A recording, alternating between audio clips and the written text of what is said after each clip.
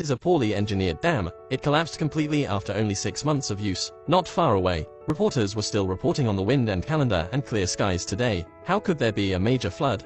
But the old man with the white beard standing on the bow of the boat had been commissioned by God to build a Noah's Ark on his own doorstep. He's calling for people and animals to get on board. He was convinced that the flood would return. The animals obeyed and boarded the ark in an orderly fashion, but the crowd below thought the old man was sick in the head. They laughed at him. Even the police thought the old man was creating a panic and brought in an excavator to tear down the white-bearded man's ark. But the old man wouldn't get off the boat. The strange experiences he had had over the past few days had convinced him that God was not lying to him. His wife also rushed to the boat to persuade him there would be no flooding in this heat. By now the diggers are in place, just waiting for the police to give the word. The old man and the ark would be smashed to pieces. His wife rushed to beg him to get off the boat. His 3 children were the only ones in the world who believed in him. So as not to disappoint them, he took the family inside the ark. The animals here are all on the edge of their seats. Animals are often much more intuitive than humans. This is a clear sign of a catastrophe. Just then a gale of wind breaks out. The sky is filled with dark clouds. The rain is coming down in torrents. The old man was so excited. God had not lied to him.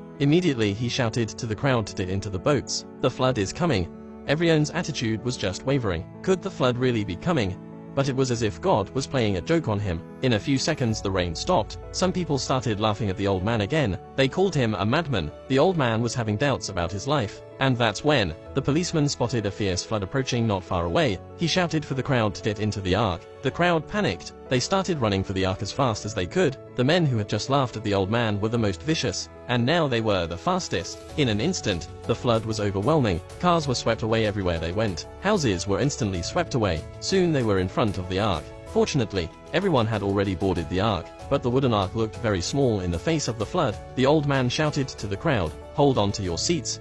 If you are not careful, you'll fall into the flood." And then a bridge appeared in front of the ark. There was no way anyone would survive the collision. The old man rushed to the front of the boat. He kept calling to God for help. But a miracle did happen. A huge wave came in, and it turned the boat around. The boat went downstream. Finally it stopped in front of the city hall. The old man saved everyone. It was finally discovered that the disaster was not an act of God, but a faulty dam built by a bribe leader. This was the cause of the flood. People started to blame the leaders again, forgetting the old man they had once ridiculed, but who had saved their lives. And with God's help, the old man was restored to his former self. He became a true hero to his children.